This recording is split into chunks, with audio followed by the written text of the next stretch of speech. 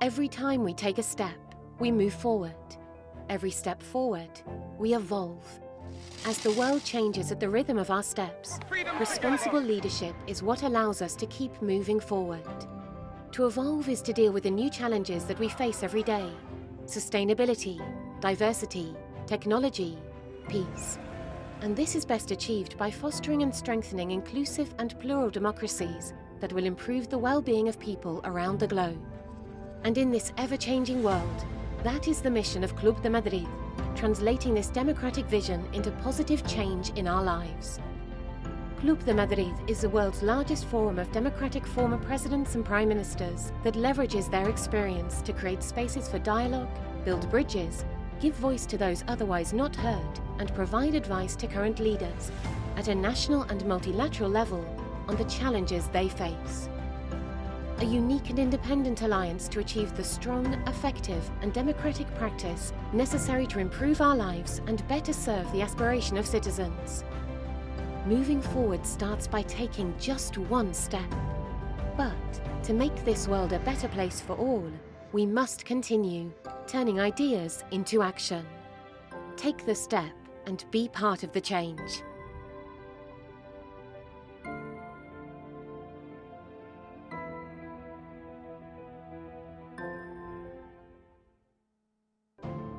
Every time we take a step, we move forward. Every step forward, we evolve. As the world changes at the rhythm of our steps, responsible leadership is what allows us to keep moving forward. To evolve is to deal with the new challenges that we face every day: sustainability, diversity, technology, peace. And this is best achieved by fostering and strengthening inclusive and plural democracies that will improve the well-being of people around the globe. And in this ever-changing world, that is the mission of Club de Madrid, translating this democratic vision into positive change in our lives.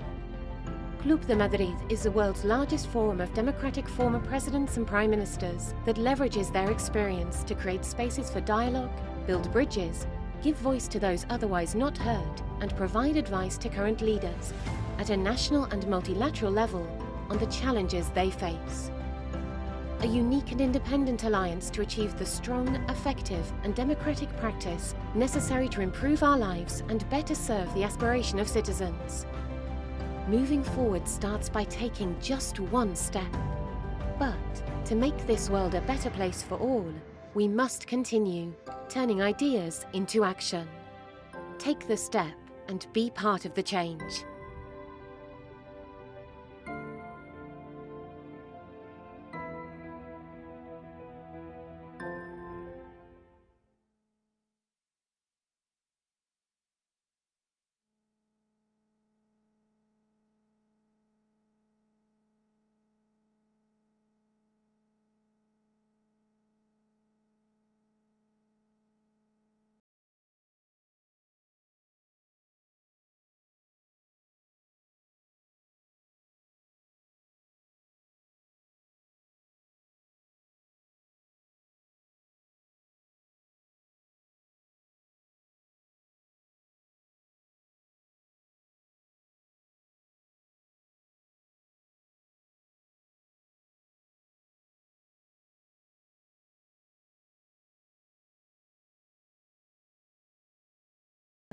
Hoping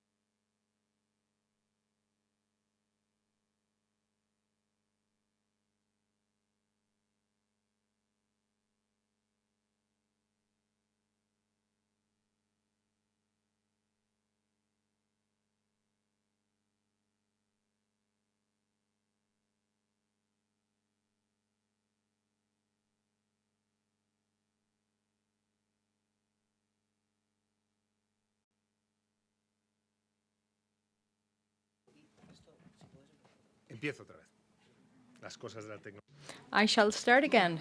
This is what happens with technology. Well, we think it was right at the very outset. Good afternoon, everybody.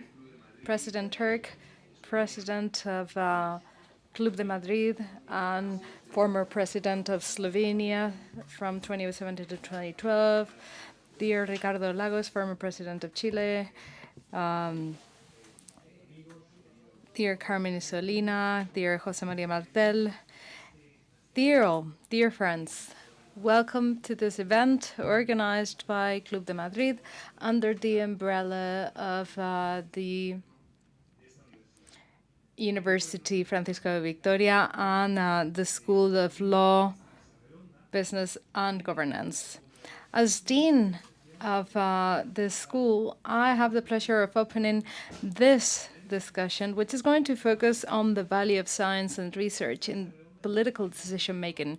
This first roundtable is the result of a collaboration between our two institutions, which I hope will be long-standing and very fruitful, and most importantly, that will render very positive results for our students, the students of the school and the students of the university as a whole.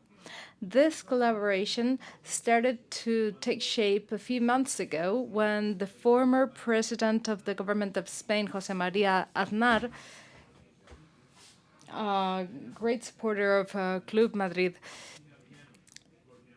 in its beginning, together with Maria Buena and the head of institutional relations of the university, we all sat around a table to find out which were the common denominators that both institutions had for the sake of the common good.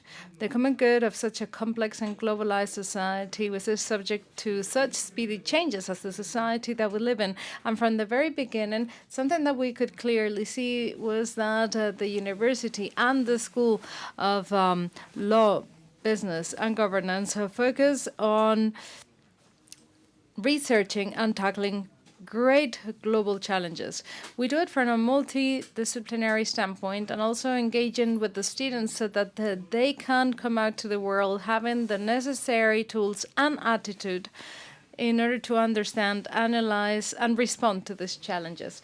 But also, we do it so that the professors and the community, all in all, can put their know-how at the service of institutions like Club of Madrid, who are spearheading the analysis and generation of solutions for these challenges.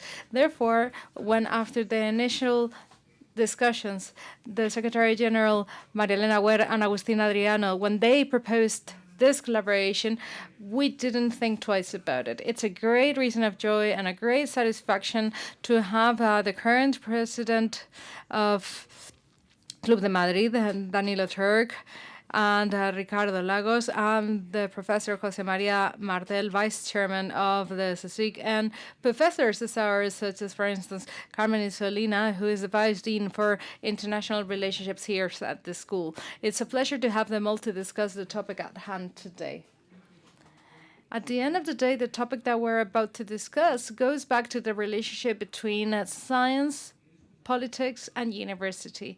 And this is what we were discussing over lunch, a lunch that we shared before this session. If we understand politics as the community sphere in which solutions are looked for and implemented, solutions to the challenges that society as a whole faces, so that the members of such society can achieve easily or more easily a full life, and so that they can live in peace, in justice, in progress and joy. If that's the way we understand politics, then science can also be understood as a community of truth seekers across the different branches of knowledge.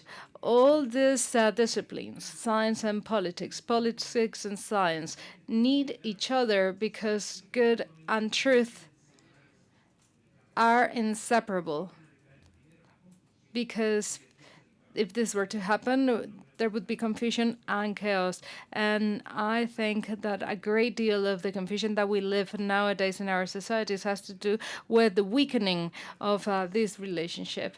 It could seem at first glance that politics and science are silos that sometimes converge, but that is very far from the truth, because indeed it's very interesting to investigate in practice with case studies how these two worlds interrelate in order to actually learn about whether they should relate in a different manner. A recent case is that of the global pandemic caused by COVID-19. And today, it can serve as a practical case so that we can delve deeper into the relationship between science, politics, and the university. And in order to discuss this, we have very distinguished delegates and Club de Madrid itself. Without further ado, I'd like to give the floor to the president of Club de Madrid so that he can welcome you and formally open this event. Thank you, Mr. President. Your turn.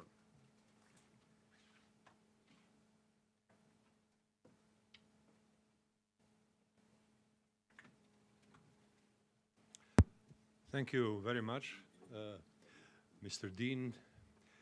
Thank you to the university. And I wish to thank students for having come to this interesting discussion today.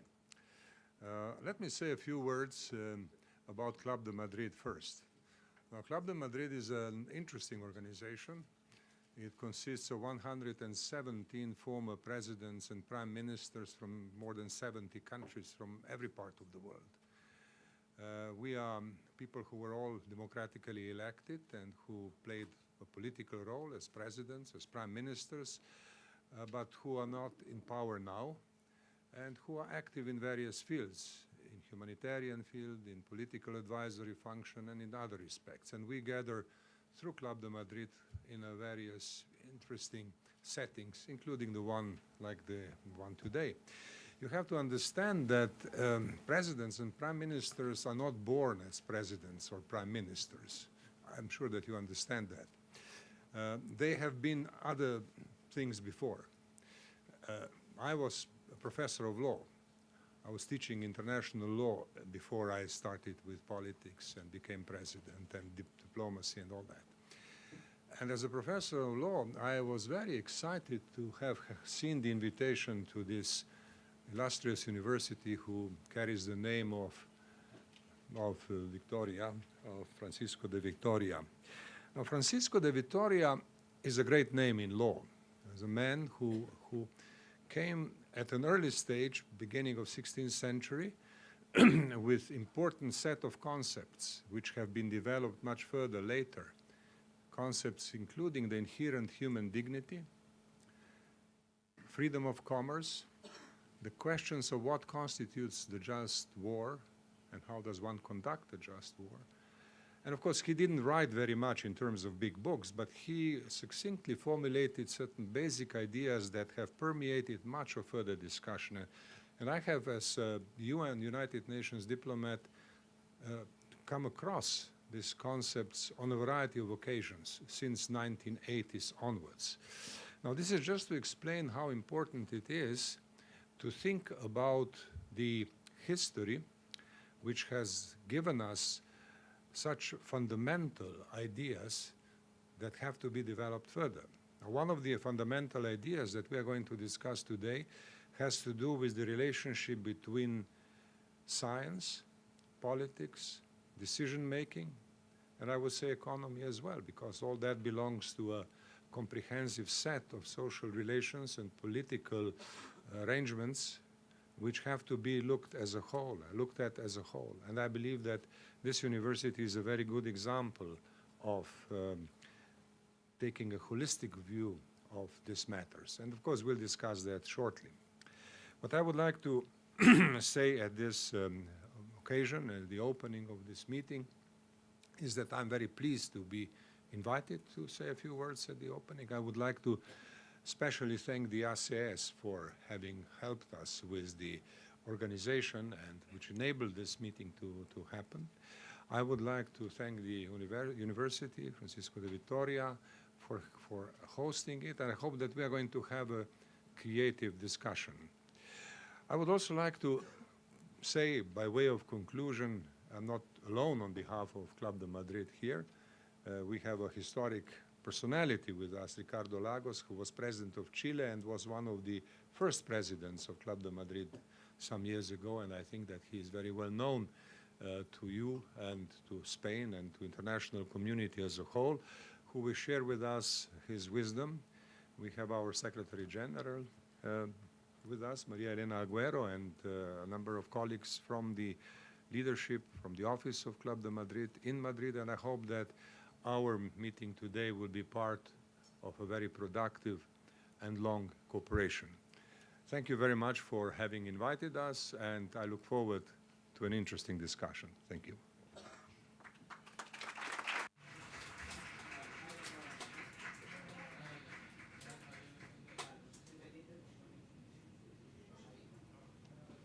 We are now going to kick off this round table. And I'm going to actually mention before we start the discussion some lines of the biographies of the representatives that we have here so that we can get an overall flavor of all the experience and knowledge gathered around this table. And that will help us understand how we can delve deeper in a very swift manner into their relationship that exists between politics and science. President Danilo Turk, who just provided this opening remarks.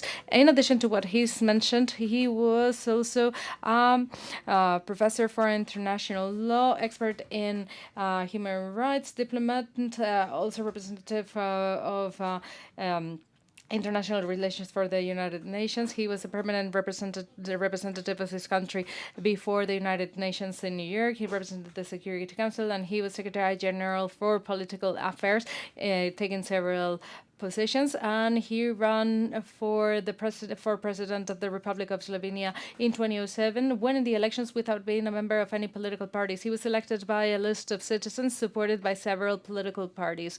And after his political career, he's devoted time to humanitarian tasks, teaching, international cooperation, and in a prevalent manner, he's also been present at Club de Madrid.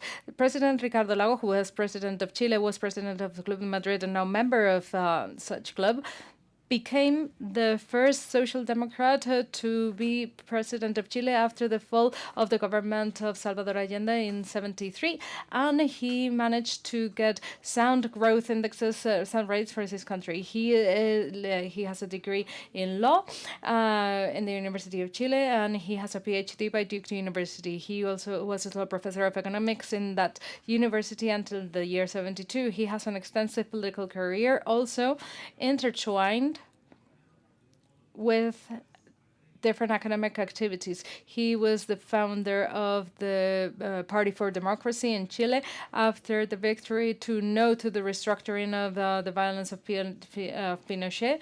He became a very significant political player together with the party. With Patricio Alban as the new president, he became Minister of Education. With President Refrey, he was Minister for Public Works. Subsequently, he was elected President of Chile, and he was responsible for a sound and lasting economic growth in the country, signing free-trade agreements with the United States, with China, and the European Union, amongst others. A program of infrastructures, which was very important, was signed too, and he also signed very important democratic reforms, such as, for instance, eliminating the lifelong appointment of senators and limiting the presidential mandates. Since he ceased to be a president, he also became part of President of Madrid. He was also special envoy for climate change for the UN, and he has also been a vice president of the Inter-American Dialogue, president of the Organization on Democracy and Development, a Chile-based foundation that was created in 2006 to promote democracy and development, and he has also taught in the Watson Institute for International Studies in Brown University. Professor José María Martel is Vice President for Scientific and Technical Research at the CSIC. He has a PhD in Mathematical Sciences, and he also sits at this institute, of which he has been president since 2020, and he focuses his research in partial differential equations, geometric theory of measures, and has also been a researcher who has been very successful, being recognized at the EU level, and he got the European Research Center Award. That I can tell you is one of the most complex targets to hit for a researcher in the European Union, so that itself is worth praising. And we also have with us Carmen Isolina, Professor Carmen Isolina Gea. Many of you know her well because she teaches you. She is a professor in UFV since 2017 in philosophy, politics, economy, and international relationships, focusing on the EU and public policies. She has also led the degree in international relationships, and she has a PhD in international relationships by the University of Complutense of Madrid, and she has a degree in law by the University of Murcia. She has great experience in the EU and the assessment of public policies. She has been a political advisor for the European Parliament, focusing on the environment, public health, research, and European funds, amongst others. She's represented the regions before the EU, and she is the European coordinator for FAS Foundation. And also in the business world, she has been the manager of the Quirón Foundation of the Quirón Salud Group until 2016. So this is the set of panelists that we have here with us today, an extraordinary set of speakers that are going to jump right into the topic at hand. And I am going to start by asking a question, an initial question for Danilo Turk, President Danilo Turk. I will ask it in Spanish. I hope that you can hear me following the simultaneous interpreting. The pandemic caused by COVID-19 caused a global crisis in many spheres, in the health sphere, governance, economic spheres, amongst others. The response at the international level for the last 2 years has gone to show the need for a new international architecture on pandemic management. And actually, the World Health Organization agreed in December 2021 to launch a global process to draft and negotiate some sort of legal instrument, some sort of convention or treaty to reinforce prevention, preparation, and response to pandemics. So the question, therefore, is a double question. First, what essential elements shall an international instrument contain for managing a pandemic in order to get the firm and decisive support of the international community so that there can be a commitment not just by the signing and ratification of it, but also a commitment towards its implementation? And the second part of the question is how could this convention strengthen the response capacity of democracies and the functioning of their institutions during the emergencies that lead to pandemics? Thank you very much. Well, I understand that we have limited time at our disposal, so I will focus my answer precisely to the questions that were raised. And my answer contains two elements. Obviously, COVID-19 as a pandemic, as a global phenomenon, has taught us many lessons. But in order to find the right way of dealing with this sort of situations in the future, internationally, there are two principles that have to be observed. One is the principle of the whole government. The whole government. That means that the issues such as the pandemic are not a sectoral issues of public health sector as understood in normal circumstances. Because in normal circumstances, public health issues belong to, to the health system, to hospitals, to providers of health services, to the Ministry of Health, and so forth. So it is a sectoral issue, commonly understood. Which, of course, this is a problematic understanding. I know. I'm not suggesting that this is a correct understanding. This is the understanding which prevails in normal circumstances.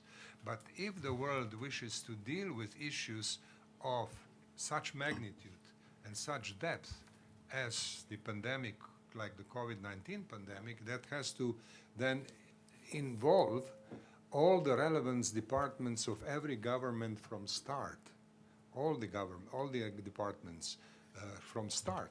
The departments dealing with the economic aspects, which became very seriously affected, departments dealing with labor, with education, with everything in the government. How does that look at the international level? Well, we will have to find ways of involving the whole government at the international level. Right now, we have a fairly compartmentalized international system. The World Health Organization, for example, attracts health ministers, and other ministers don't even know what is going on in the World Health Organization. This is not good enough. This will have to change. It has been proposed that a kind of a special council be created that would involve prime ministers, the presidents of governments, who would deal with these questions of pandemic, a kind of a basic questions of public health globally, on a periodic basis, and of course they would be mobilized as needed in cases of urgency. Now that has been proposed and that's being negotiated. So that's my first principle, whole government. The second principle is early action. I'm talking about international aspects. Early action, meaning we need to have a better system of dealing with sources of infectious diseases at an early moment. Usually, the world learns about new viruses or new outbreaks after a while, and that period has to be shortened. We now, after COVID-19, know that this is necessary.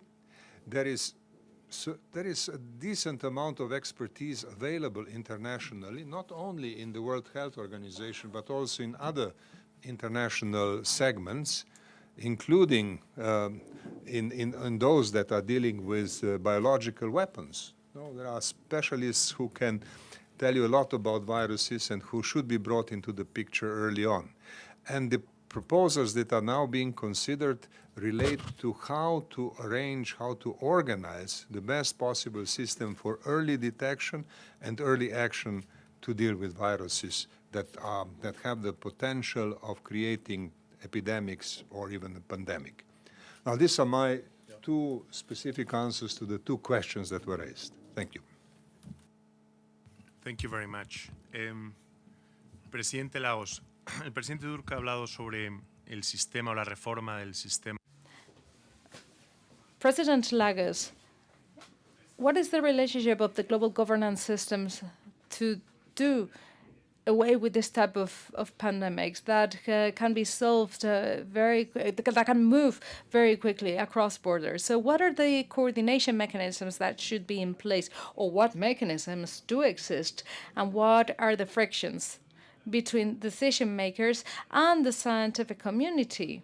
What do we need to do so that we can have sound answers from the economic and political standpoint and efficient for the citizens? And based on your experience, I encourage you to share examples based on it, on your own experience in the political sphere.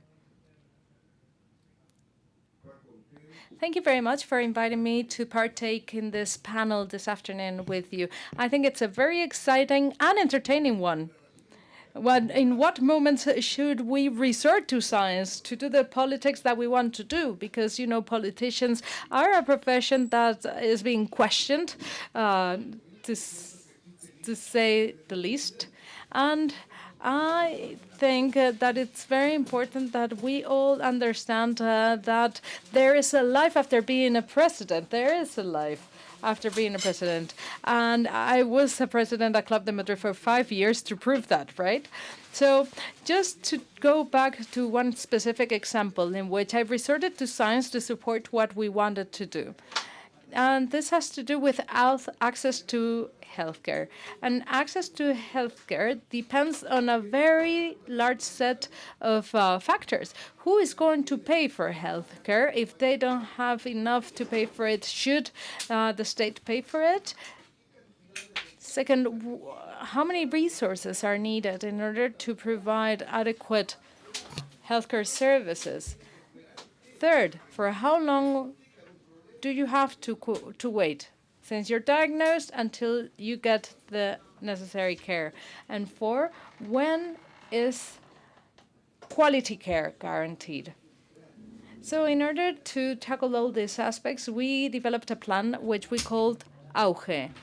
AUGE meant universal access with explicit guarantees. Universal access with explicit guarantees. And what does that mean? it means that for some pathologies, not all of them, because we couldn't deal with all of them at once, but for some specific pathologies that they could draw from this program, from AUGE.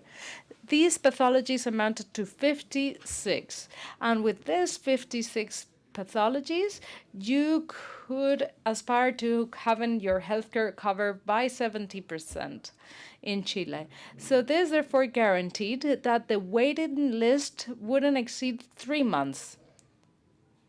Second, it guaranteed that if you didn't have money to pay for the treatment, and there were recent, as a set of the requirements to define whether you had money to pay for it or not, then if you didn't have the money, the state would pay for it. And then we established indeed that we were going to have those 56 pathologies in place, and that covers 70% of the healthcare needs. In order to do this, President Turk rightly mentioned, you need to do your calculations, you need to do your math. How much does this amount to? How much does this cost? How much of a healthcare budget do you have? So we did our case studies, and based on that, we determined that we shall proceed as mentioned. But there was a problem. In order to do all the calculations, we had to define something which is very important, and which is what is the cost? The cost of providing care for each specific pathology. And that cost also entailed having an automated method to do your calculations. This actually means that there needs to be a protocol. If you need to have your appendix removed, the doctor will poke you around here, and then the doctor will be able to tell you with all certainty that it's appendicitis. But if, in order to be more certain, they want to do an X-ray, we have to say no.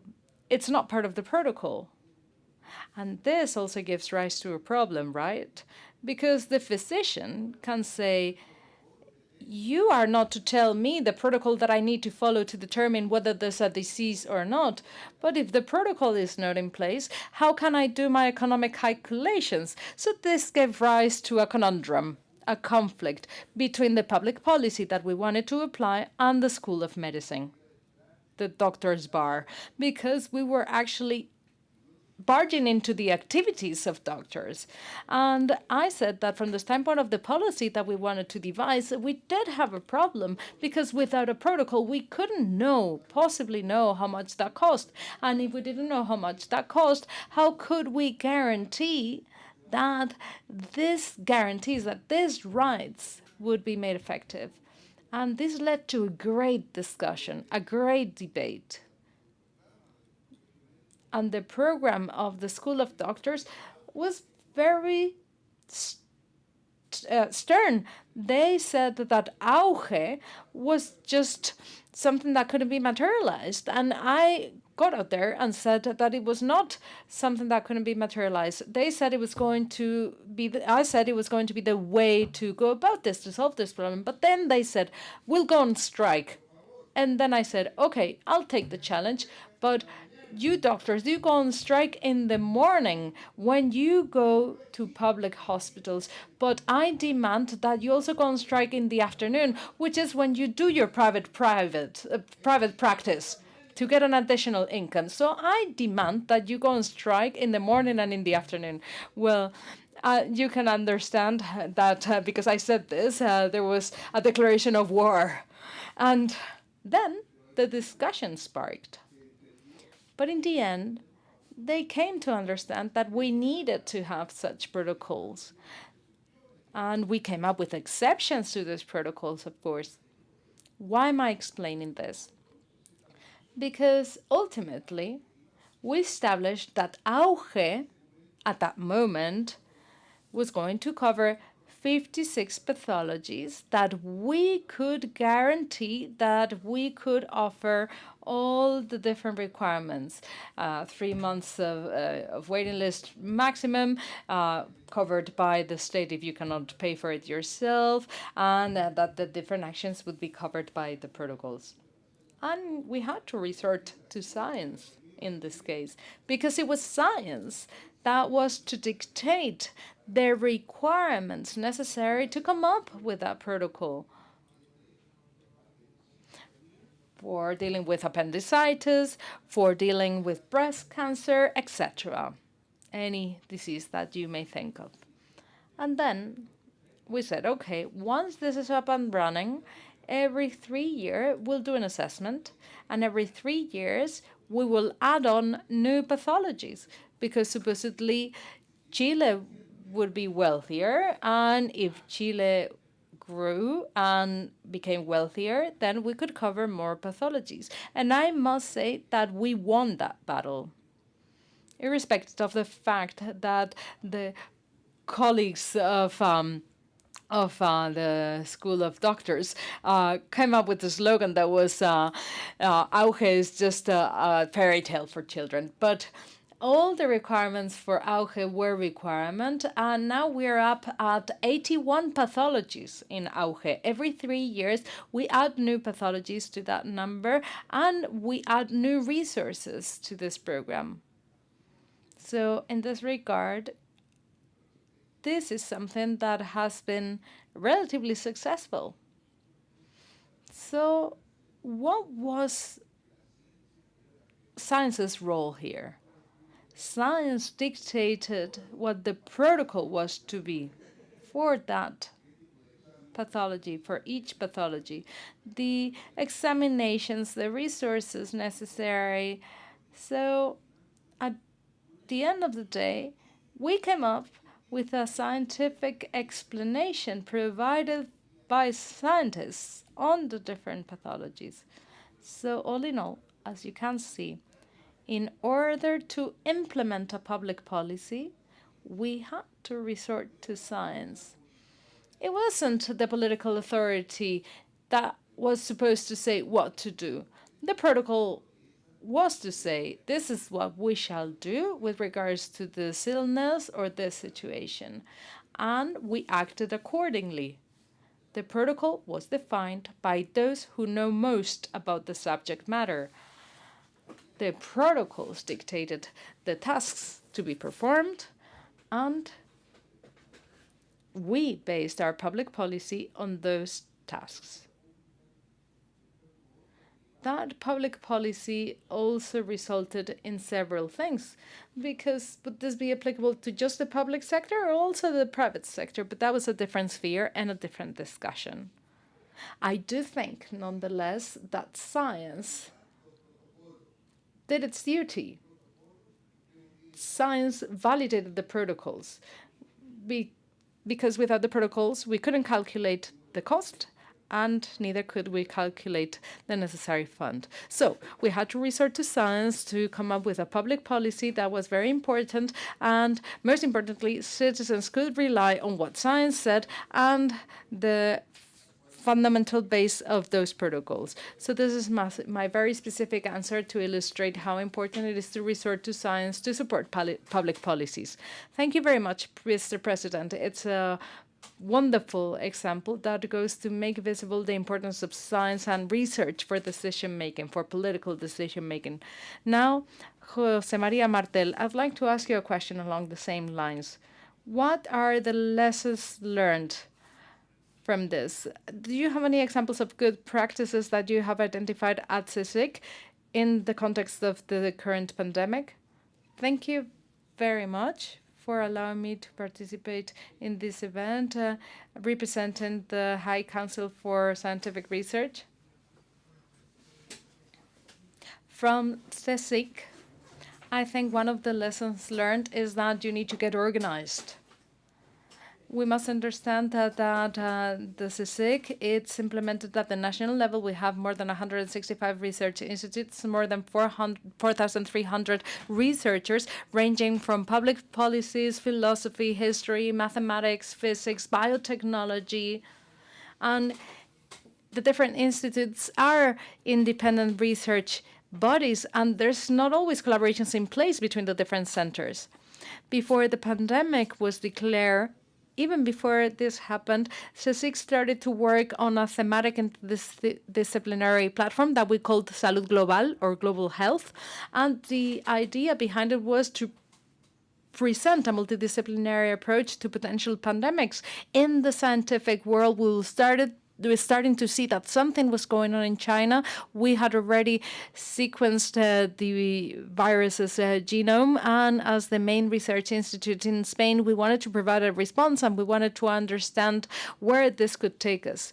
Our perspective was to have a 360-degree perspective on the virus, including studies on the genome of the virus, reservoirs of the virus, how it was transmitted, immunity, how serious the disease was, vaccine efficacy, the use of drugs or chemical products that could perhaps help us. We wanted to research all those aspects. We created this platform involving almost half of the institutes and more than 400 researchers. And because we created this platform, we managed to organize a research platform that had several working parties reporting to it, studying the transmissibility of the virus. Some of the groups studied the drugs. Some of the groups studied how the virus was treated or approached in elderly homes.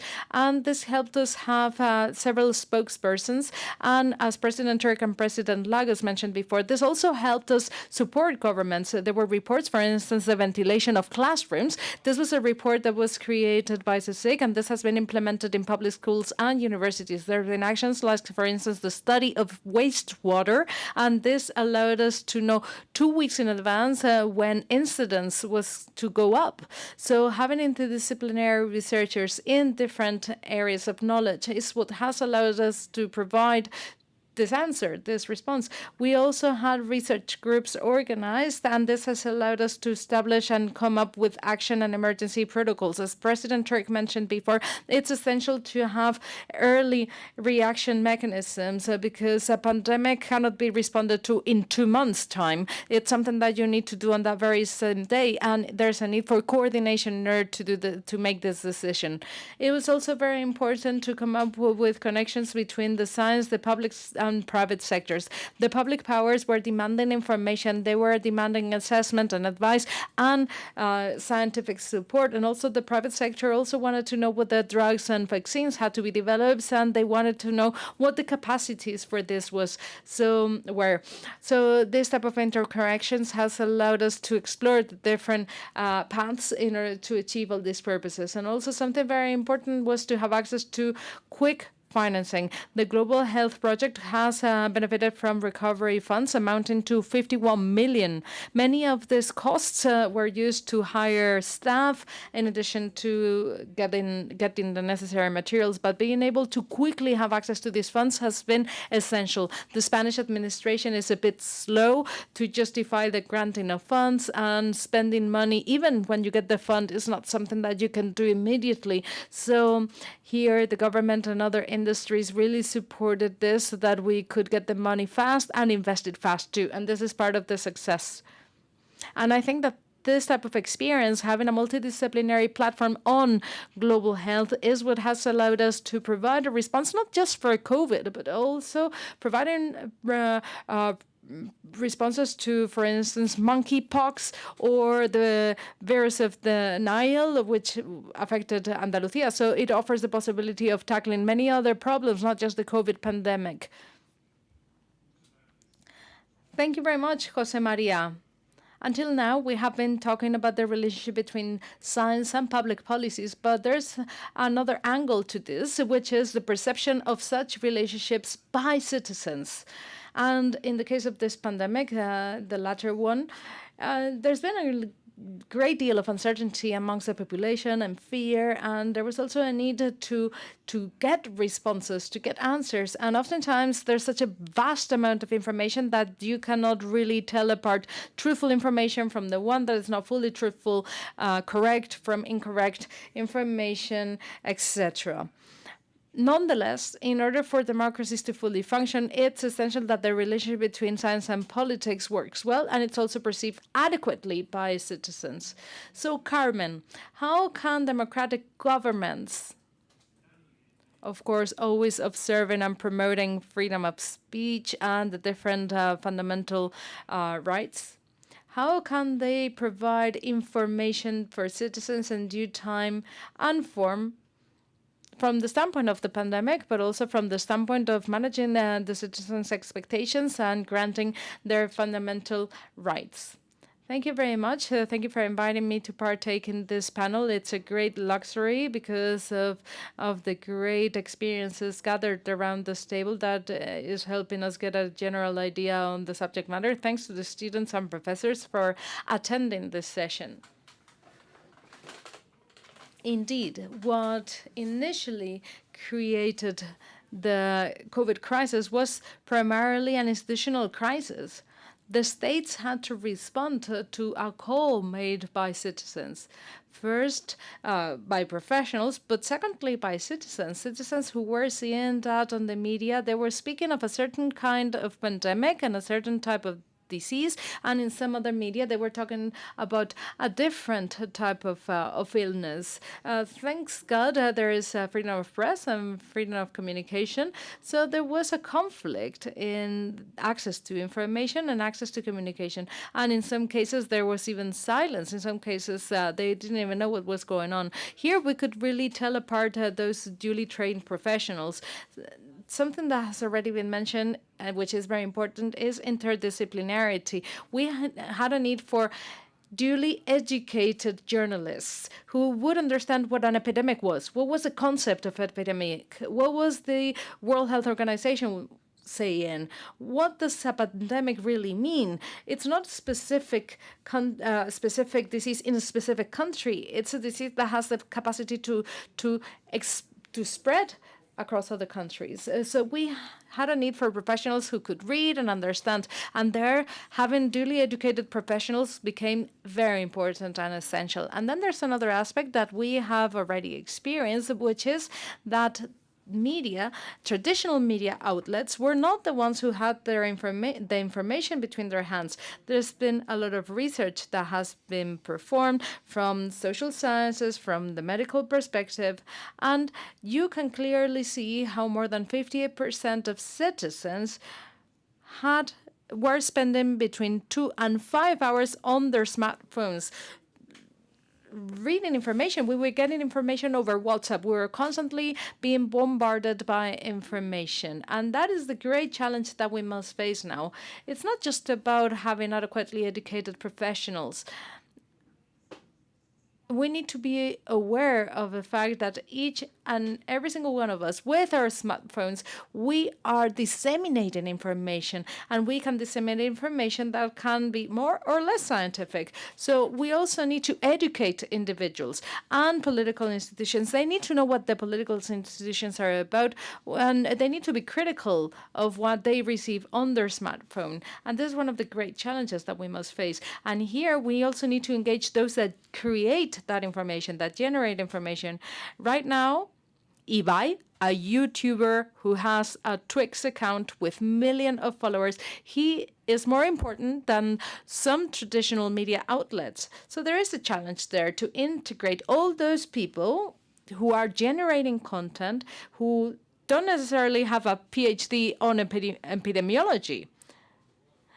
We have to make them treat that information, tell apart fake news from non-fake news, from truthful news, so that they don't give rise to false information and restlessness amongst the population. Thank you very much.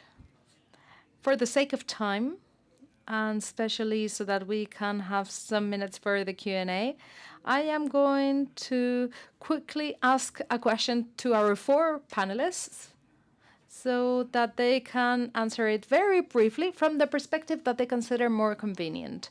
The question is the following.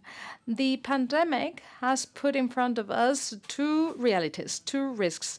First, the risk of having the state institutions weakened, the separation of powers weakened, because sometimes decisions had to be made very fast and there was no time to justify and explain what was being done, or even to observe legal procedures for decision making. So the weakening of the institutions is a potential risk, but also the weakening of social aspects is another risk, because we've seen how pandemics accentuate the differences and the gap between those that are wealthier and those that are poorer. So there is a double weakening that can be triggered by a pandemic, and we can also use the pandemic as an opportunity so that we can come out the other side stronger. So I'd ask you to please answer in a couple of minutes. Please answer and give us a tweet, a recommendation, so to speak. President Lagos, start with you, if that's okay.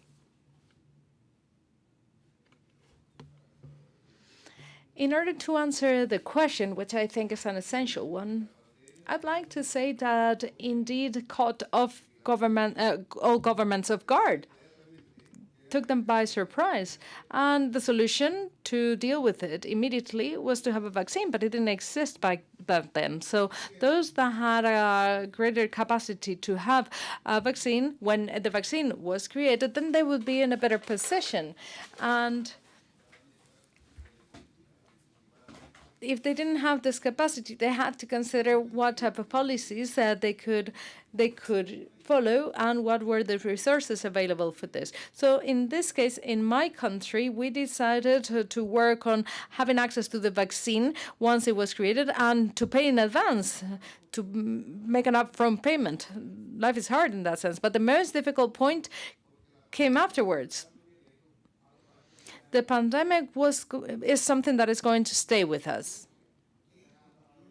So as a consequence, what institutions will be created? An institution that would lead to understanding between governments as exists for climate change, so that governments can change how much progress they've made every year, and as they do in COP21, COP22, COP23, so that they can be held accountable. And this is very important because some people are saying that it shouldn't be an agreement based on a government understanding, but rather based on how much money each government is putting down to find the relevant answers. And therefore, it would be very important to consider how much private entities could provide, and the vote will be valued according to what they provide. Let me follow a very specific example. In the World Health Organization, each country needs to contribute with funds. The first contributor is the United States, and the second contributor is the Gates Foundation. Do you follow my drift here? So if this criteria were to be applied, the Gates Foundation would have a very important vote there. And if this criteria were to be applied, just imagine how much money would labs put down to have a word to say here. So here, I think there's a very crucial international distinction. This body will be managed by those who have the money, or this body will be managed by governments that make up the World Health Organization that reports to the United Nations. So that is a conundrum that still needs to be solved, but I think it's worth being aware of what is being discussed. Because when climate change was discussed, everyone understood that it was in the hands of governments to deal with this, and that all governments would be entitled to one vote. And that is what resulted in the famous COP that takes place every year. So this is an open answer to this point. Thank you very much. Well, my answer would relate to three levels: governments, regional organizations, and global organizations. First, as far as the governments are concerned, I think that governments would be well advised to systematically analyze the experience of COVID-19 and see which innovations have proven to be useful and which were lacking. There were some innovations. In some countries, parliaments developed a particular form of work which allowed them to enact laws even in the time of pandemic.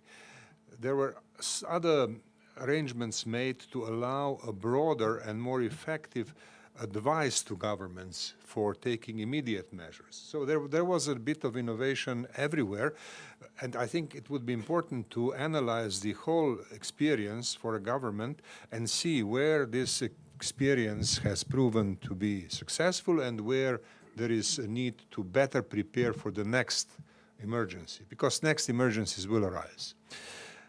At the level of regions, of course, regions are different, but in European Union, we are lucky. We have European Union which has proven, after a period of initial search for an approach, to provide pretty good resources which helped governments a lot. And of course, I know from our own experience that without this sort of support from European Union, we would be much worse off. I mean, European Union has abolished temporarily the Maastricht criteria and allowed taking, additional debt and so forth. So that allowed financing which went far beyond what was possible before, and that helped. So we, again, in European Union should take advantage of that institution, but we must also be aware that such institutions don't exist everywhere. And that leads me to the third and global aspect to which President Lagos has just referred. And of course, here we have huge problems. Here we have huge problems, and I'm not sure whether the world is able to deal with them. Because the world is still in the mood of, business as usual. I don't see enough change and enough mental preparedness and political preparedness for change which is necessary. There will be one simple test. Many countries, including in particular low-income and middle-income countries, have suffered the most. And they are now experiencing a shrinking fiscal capacity. They will have a serious burden of debt servicing. So how is this going to be handled? Is there going to be an arrangement which would allow for reform of the international finances so as to alleviate the debt servicing, which is important for national health systems and for other systems to strengthen the resilience of those countries to future pandemics or future crises that are likely to arise as a result of global warming? We don't see enough happening in that direction. And that is a cause of very serious concern. Now, of course, the United Nations is an organization where all these things are noticed, where these things are discussed, but we don't see sufficient political will in the centers of real power where things could change. And obviously, I can conclude only that everybody who can should help at the global level, to help motivating the leaders at the global level to figure out real solutions. Because there are large parts of the world which are left outside and which will not be able to cope with subsequent pandemics and other crises if there is not enough global solidarity and global support. Indeed. Yeah. José María, adelante. Thank you. José María, go ahead. From the standpoint of science and a not so political perspective, I think that science can improve and enhance social cohesion through education. Oftentimes, the difference is that there's differences in education within one same country and between different countries, and that gives rise to social gaps, to social differences. And politicians can also bring education and science closer to society and educate citizens with critical thinking that can face global challenges. And from a more international perspective, there should be actions that allow for international cooperation, actions that allow us to share know-how, to share vaccines, to share serological test. As we did at CSIC, we donated the patent to the World Health Organization. Countries that have access to science and technology can help others that have more complications in accessing these advancements. And that way we could close the gaps and the differences between the different areas of the world. And I think that I'm going to try to create a link between the political and the scientific aspects, which is actually what I do for a living. Here, there is several aspects. For instance, open knowledge. As we discussed before, during the pandemic, there was a possibility, for instance, of sharing the genome sequencing, and this created or gave rise to a creation of PCR tests. This is a collaboration that was sparked in the very beginning of the pandemic, and after the second month, this allowed for the whole world to be able to perform tests and to identify those that were sick. And this has subsequently led to treatments, to improvement in treatments in a very fast fashion. And I think epistemological communities, knowledge communities, have allowed for this strength and this critical mass to be created at the global level, and it didn't exist locally, and therefore we could advance faster. And this is a very positive learning, a very positive takeaway that we should try to support and uphold. And that's very difficult. And here comes the second problem, regulatory frameworks. There's a regulatory component which is national, another one which is European, and then there is a global regulatory framework, and this has often been done through practice. For instance, with AIDS, we had an example, etc. But the idea is to try and see whether at the national legal frameworks we could strengthen some points so that we can foster faster access to knowledge and information. And another great learning is inter-industry participation, collaborations between the public and the private spheres. We've managed to have access to vaccines quite quickly. They have been quickly distributed, and it depends on the country, of course. The vaccination rates in the center of Europe are different to the ones that we can see in other geographical areas, but this has obviously happened nonetheless due to public-private partnerships. And there is regulatory frameworks that hinder that relationship, the transfer between public and private spheres. For instance, there was a public purchase of vaccines, and that gave rise to donations, to vaccine donations. There's a positive and a negative part in this, but there's room for progress.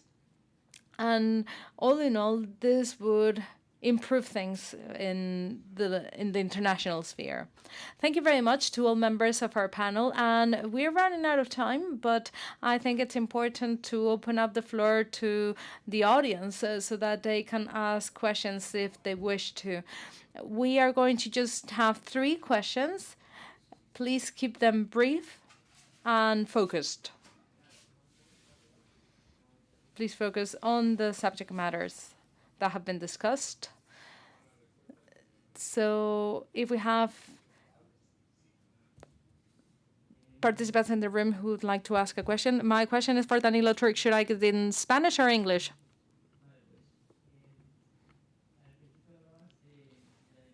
You were talking about how important it is to educate all ministries so that they can work in a cohesive manner to face pandemics and different health issues. Do you think that the same type of cooperation is necessary for climate change? Do you think that all ministries should be adequately educated and trained and work to fight climate change? Do you think that governments and public powers are using science or harnessing science as much for climate change as they did for the pandemic? Thank you. Well, the short answer is yes, it should be, but it should be even wider. I think what awaits us is a larger crisis with the climate change. I think the adequate description of what is likely to unfold within the next decade or so is what we know from the cinema history as perfect storm. Perfect storm. I think we are likely to see many more apparently unrelated crises, but in fact all resulting from climate change. All resulting from climate change. And the question is, how is the world going to react? And obviously the principle of the whole government is a place to start. This is important and will be important in the future. But it would not only include science and government, but private sector much more than is the case today. Private sector, including private financial sector. Here, I think what the world will need is a major reform which should bring together public and private finances for investment in decarbonization and investment in all aspects of climate mitigation and, above all, adaptation, climate adaptation. Adaptation has not been sufficiently in the forefront so far. So a very different financial system will be needed with the different roles for public finance and for private finance. I mean, there is not enough public funds in the world to deal with these issues. And of course, the question is, how does one combine public and private capacity in new ways, in ways which are unknown so far? That, of course, requires whole government to start with. That certainly requires scientific inputs, and science has to be listened to. But then, if we have all that, that is not enough. What is needed is a different organization of economy and, in particular, finance. Now, no, I'm speaking about things which look huge and unmanageable and unachievable. But let us do them now, because once they become inevitable, they may also be unachievable.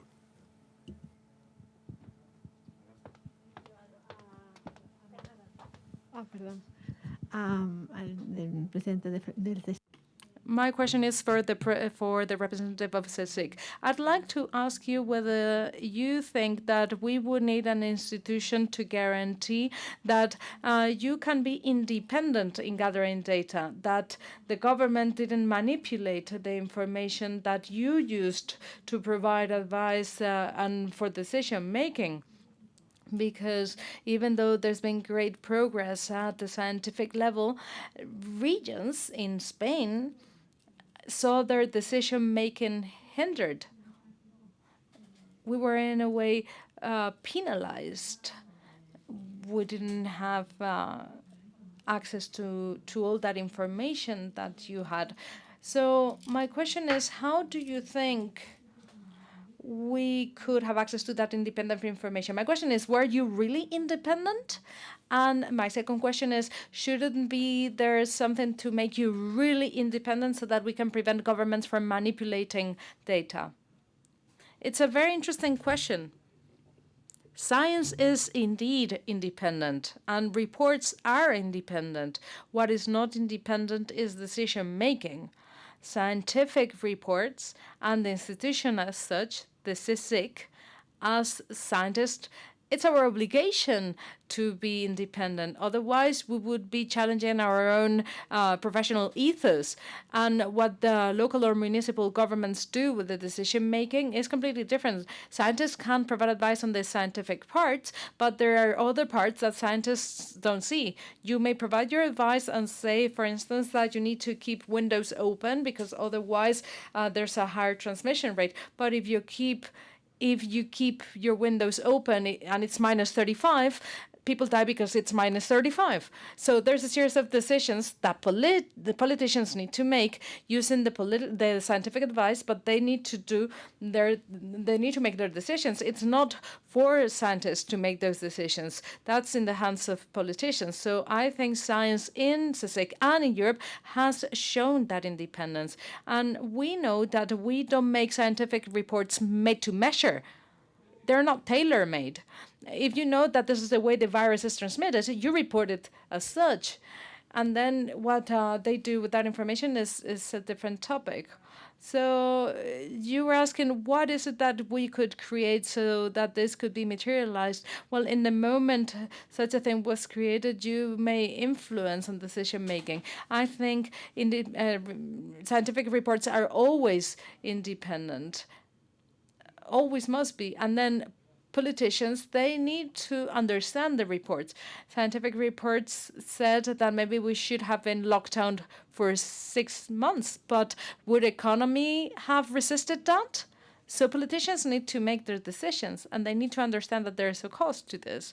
But this is something that needs to be understood. We need to understand why sometimes scientific reports are not followed to the detail. I may create a scientific report on air quality, but I may not consider how this affects the economy of the country or the region. So it's up to politicians to factor all those things in. I think we have time for one final question. My question is for President Lagos. We often hear about the importance of having good leaders in times of crisis. I wanted to ask you, what are the qualities of a good leader? Have you seen any examples of it during the pandemic?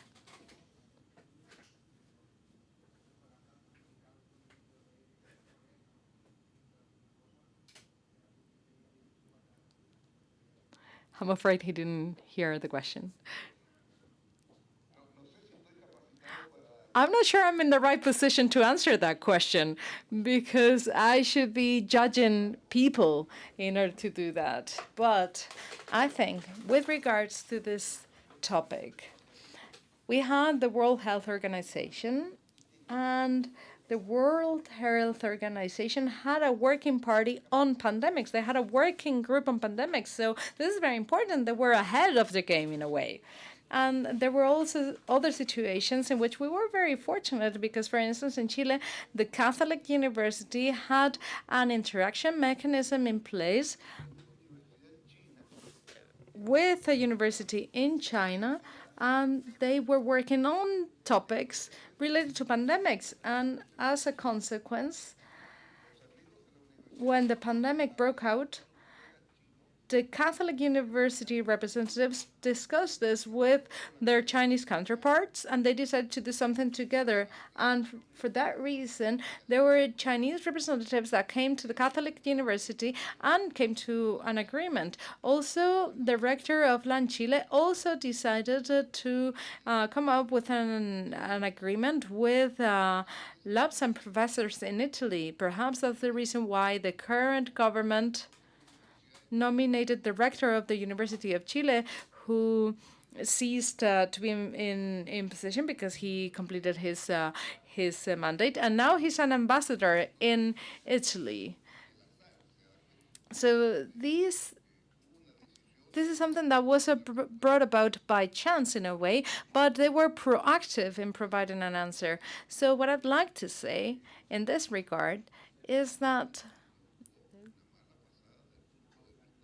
COVID was rough on us from the political perspective because there was COVID. We had to delay the elections of the members of the Constituent Assembly twice, and we were delayed by 240 days. In hindsight, where would we be if we had followed our agenda? Those 240 days would have happened during the presidency of Piñera, and the current elected president would be focusing on the future instead of electoral changes. So COVID was rough on us from that perspective because we couldn't tackle the constitution in due time and concluded with the previous government, so that it would be easier for the current president to actually focus on public politics and policies so that they could do away with the pandemic. As my colleague Danilo Turk mentioned, this is still a difficulty for many countries the world over. I didn't mention any representatives, did I? It was a political answer, wasn't it? So with this last intervention, we shall close this roundtable. I think it's been fascinating and very enlightening. I think it's a very specific example of how many people and many institutions can come together to analyze global challenges and provide answers. I'd like to dearly thank President Lagos, President Turk, José María Martel, and Carmen Isolina Gea for the wonderful interventions. I'd like to thank Elena Agüero and Club de Madrid for placing their trust in us in order to organize this event. I'd like to thank all students and participants and everyone who has made possible with their work for this session to take place. And I hope that we met your expectations and that this shall be the beginning of a wonderful collaboration in which we will continue to analyze the challenges that actually coming up in an exciting manner and that will have many consequences for all of us in the future years. And now over to President Turk so that he can close the panel formally. Well, let me say something political. You see, at the time when the COVID-19 pandemic started, there was a period of confusion, which was understandable because the situation was new and confusion was a natural effect. Now the world does not have the right to confusion anymore. We have gone through confusion, and the subsequent situations do not give politicians the right to be confused. There is no right to confusion. Then I think the answer, dear Dean de Sendra, can be found in the title of your school, Dean of the Faculty of Law, Business and Government. So law, business and government have to work in a kind of coordinated manner. What I would say is science has to be quick, committed, assertive. But we have to know science does not automatically produce results. We have heard how much depends on regulatory framework, how much depends on political decisions. Politicians, once again, have to be able to act quickly. Leadership is challenged, and now you don't have the right to confusion anymore. And then economy has to be adjusted. We have only, I don't know if we have really started to think how the economy needs to be adjusted to future crises. So again, the holy triad, if I would put it, science, politics, economy, has to work in a coordinated fashion. I think this is something that comes out from this panel very clearly, and of course I'll be happy to participate in any follow-up discussion. Thank you. Thank you very much.